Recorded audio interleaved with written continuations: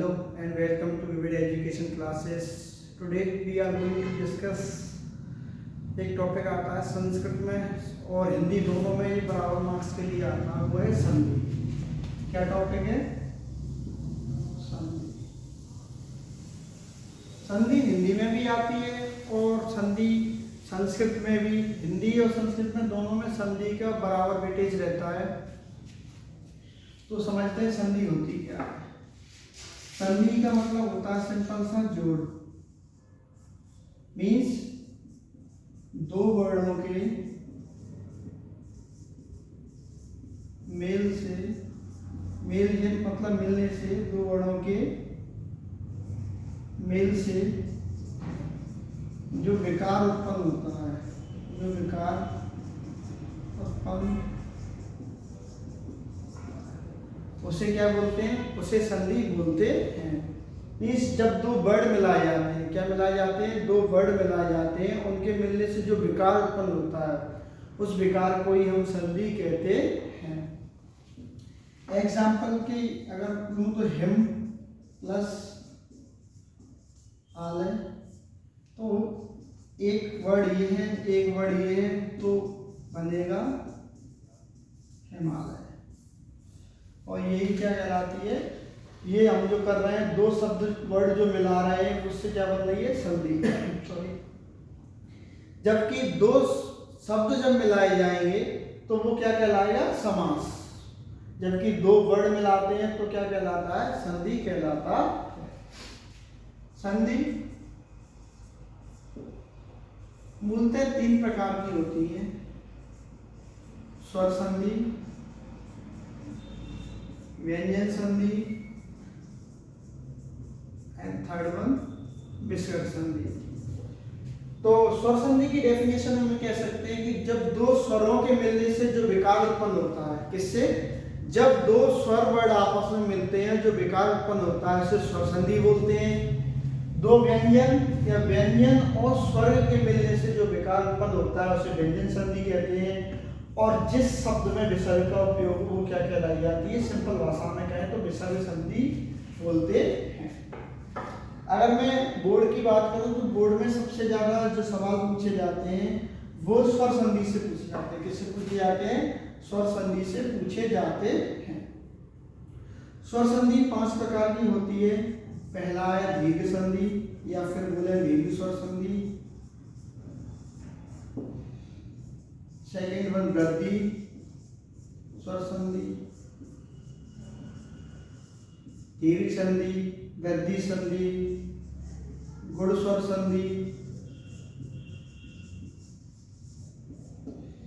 या फिर यड़ स्वर संधि, एंड आखिरी अयादी स्वर संधि। कौन सी? अयादी स्वर। स्वर संधि मूलतः 5 प्रकार की होती है। दीर्घ स्वर संधि, वृद्धि स्वर संधि, गुण स्वर संधि, यड़ स्वर संधि एंड अयादी स्वर संधि।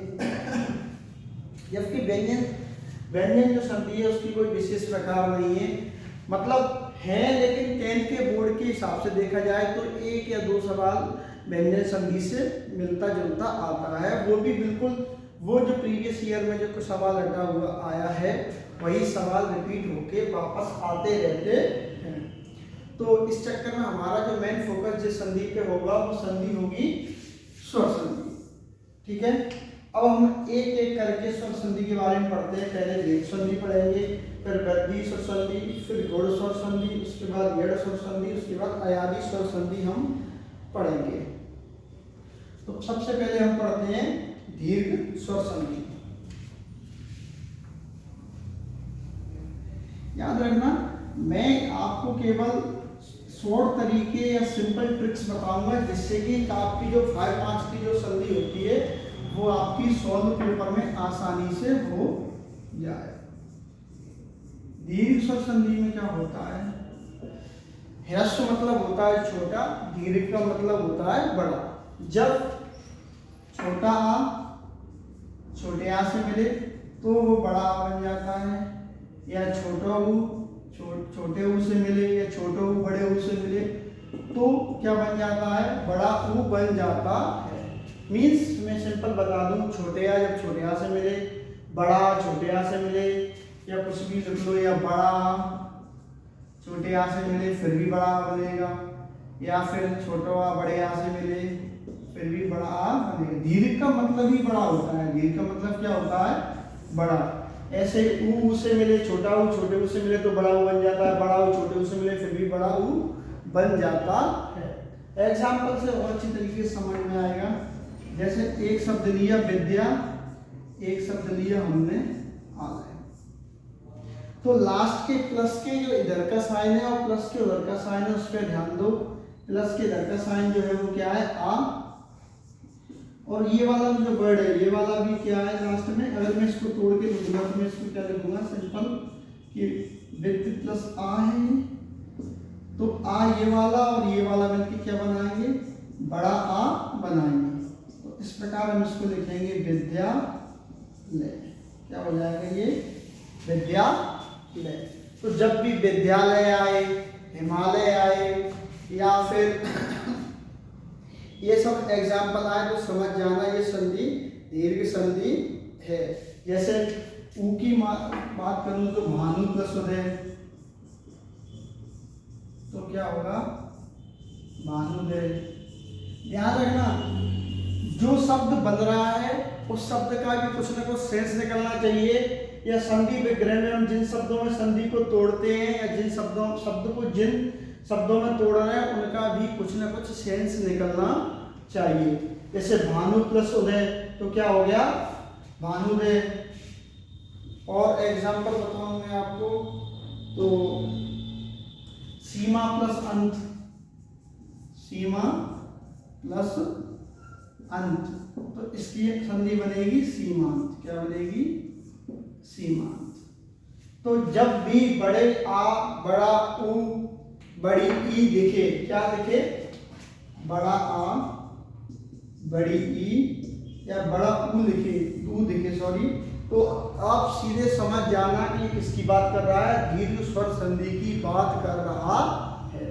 उसकी जब भी आप एग्जाम्पल को पढ़ेंगे तो आपको एग्जाम्पल अपने आप बोलता है कि विद्यालय, भानुदय, महात्मा, ये सारे शब्द या सीमांत ये शब्द बता रहे हैं कि यहाँ कहीं ना कहीं बड़े आ का प्रयोग या बड़े मात्रा का प्रयोग हुआ है। इसके बाद दूसरी संधि जो है हमारी वो कौन सी है, वृद्धि स्वर संधि। दूसरी जो संधि इसकी चर्चा हम करेंगे वो है वृद्धि स्वर संधि। वृद्धि स्वर संधि। वृद्धि स्वर संधि में अगर मैं कहूं तो तुम्हें ज्यादा नहीं देखना है, मैं सिंपल ट्रिक में बता रहा हूं, इसका एक्सप्लेनेशन काफी बड़ा हो जाएगा। मैं तुम्हें ट्रिक बता रहा हूं कि हिट एंड ट्राई जितनी देखोगे 100 में से 99% को तुम्हारा सही निकलेगा। वृद्धि स्वर संधि में जब भी ये दिखाई दे शब्द के ऊपर, या जब भी शब्द के ऊपर बड़ा ओ दिखाई दे, तो आप आंख बंद करके 99% श्योरिटी है कि वो जो शब्द होगा वो वृद्धि स्वर या संधि, वृद्धि स्वर संधि ही निकलेगी। जैसे मान लो एग्जाम्पल के तौर पे इसमें होता क्या है मैं बता देता हूं। ई या फिर ऊ के बाद आ या कोई स्वर आ जाता है, ई या ऊ के बाद, तो ई को ये ए में कन्वर्ट कर देता है, ई को नहीं सॉरी ये बात नहीं। इसमें क्या होता है जब ए आ जाता है तो ये ए को बड़ी ए में कन्वर्ट कर देता है और ओ को ये बड़े ओ में कन्वर्ट कर देता है। जैसे इसके एग्जाम्पल की बात अगर मैं करूं तो महा प्लस ओज, एग्जाम्पल महा प्लस ओज। मैंने कहा जब संधि बनेगी तो ये क्या हो जाएगा, डबल मात्रा हो जाएगी, तो ये क्या हो जाएगा, महोज। क्या हो जाएगा, महोज। या सिर्फ एक एग्जाम्पल एक प्लस एक, तो इसका हो जाएगा एक एक। क्या हो जाएगा, एक एक हो जाएगा। मतलब सिंपल सी ट्रिक जो आपको याद रखनी है वो ये रखनी है कि जब भी डबल मात्रा ऊपर दिखाई दे या ऊपर बड़ा वो दिखाई दे औ जिसे बोलते हैं, तो सीधा वृद्धि स्वर संधि आपके दिमाग में आना चाहिए कि इसका आंसर वृद्धि स्वर संधि हो सकता है। तीसरी संधि मैं एक्सप्लेन नहीं कर रहा हूं, मैं केवल आपको ये ट्रिक बता रहा हूं जिससे कि जब आप बोर्ड में फंसे तो शायद आपका आंसर सीधा निकल आए। तीसरी संधि जो है वो है गुण स्वर संधि। गुण स्वर संधि की बात करूं तो इसमें जो होता है ई के बाद अगर आ या ओ कुछ आए तो ई किस में कन्वर्ट हो जाती है, ए में। ऊ जो हो जाता है तो ऊ काय में कन्वर्ट हो जाता है, ऊ में कन्वर्ट हो जाता है। तो आपको ए दिखाई दे या आपको ओ दिखाई दे तो आप समझ जाना ये संधि कौन सी है, ये संधि गुण संधि है। एग्जाम्पल में नर प्लस इंद्र, तो देखिएगा आपको नरेंद्र, ए पकड़ना, ए के बाद सीधे समझ जाना गुण संधि है। या फिर और एग्जाम्पल इसके में देखूं तो महा प्लस उदय, एक इसका फेमस एग्जाम्पल जो अक्सर पेपर्स में आता रहता है, महा प्लस उदय, तो क्या हो जाएगा महोदय। महा प्लस उदय तो क्या हो जाएगा ये महोदय। या फिर हो जाएगा नर प्लस ईस, नर प्लस ईस तो क्या हो जाएगा नरेश।